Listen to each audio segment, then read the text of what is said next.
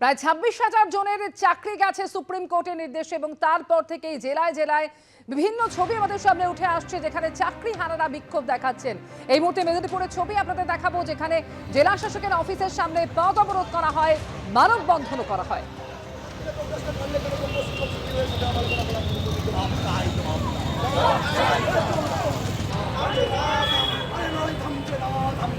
মেদিনীপুরের ছবি আপনাদের দেখাচ্ছি, যেখানে চাকরি হারারা আজকে এভাবেই বিক্ষোভ দেখিয়েছেন। জেলা শাসকের অফিসের সামনে তারা পথ অবরোধ করেন এবং মানববন্ধনও করেন। সুপ্রিম কোর্টের নির্দেশে চাকরি বাতিল হয়েছে পাঁচলার স্কুলে 6 জন শিক্ষকের। 6 শিক্ষকের চাকরি বাতিল হওয়ায় মাথায় হাত পড়েছে স্কুল কর্তৃপক্ষের। শিক্ষক না থাকায় একাদশ এবং দ্বাদশ শ্রেণীর পড়ুয়াদের সমস্যা হচ্ছে। প্রতিক্রিয়া প্রধান শিক্ষকের। আমাদের স্কুলে মোট 6 জনের চাকরি আছে। 6 জনের মধ্যে আছে 4টে হচ্ছে আমাদের ইংলিশ মাধ্যম সায়েন্সের, ফিজিক্স, কেমিস্ট্রি, ম্যাথামেটিক্স, বায়োলজি, আর 2টো আছে সবই হায়ার সেকেন্ডারি সেকশনের, আর 2টো আছে একটা রাষ্ট্রবিজ্ঞান আর্টসের সাবজেক্টে, একটা কমার্সের।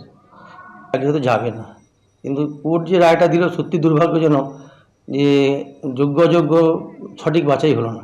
অযোগ্য হয়তো কিছুজনকে চিহ্নিত করা গেল, কিন্তু বাকি যারা সত্যিকারের যোগ্য তারাও কিন্তু সেই অযোগ্যদের ভিড়ে মিশে গিয়ে তাদের চাকরিটা হারাতে হলো। এটা খুবই দুঃখের।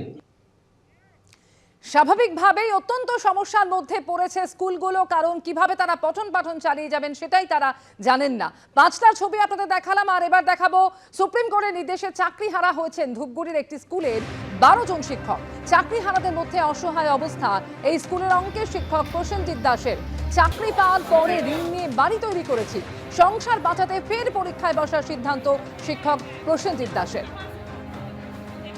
হ্যাঁ, যোগ্যরা আজকে আমরা যারা এত কষ্ট হয়ে এত হিসেবে পরীক্ষা দিলাম ঠিক করে, আজকে তো আমাদেরকে এখন নিজেদেরকে অপরাধী মনে হচ্ছে, আমাদের রাস্তায় নামাইয়া দিল। এখন যারা আজকে চুরি করলো, অযোগ্যভাবে চাকরি পাইলো, মানে তাদের সঙ্গে আমাদের তো মানে মিশাইয়া দিল, একবারে মাটিতে মিশাইয়া দিল। যারা আমরা নির্দোষ, আমরা কিছুই করি নাই, সেখানে আমরা আজকে এইভাবে করে আসি। এখন আবাকে নতুন করে পড়তে হবে, এইসব করতে হবে।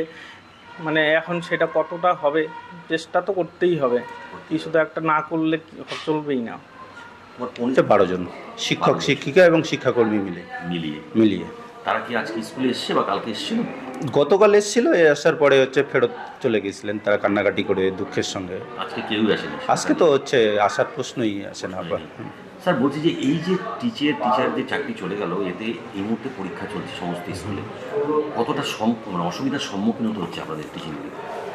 এই মুহূর্তে তো ফার্স্ট সামেটিভ চলছে। ফার্স্ট সামেটিভ চলার ফলে আমাদের যেটা আগে শিডিউল ছিল, সিট অ্যারেঞ্জমেন্ট ছিল, সেটা চেঞ্জ করতে হয়েছে।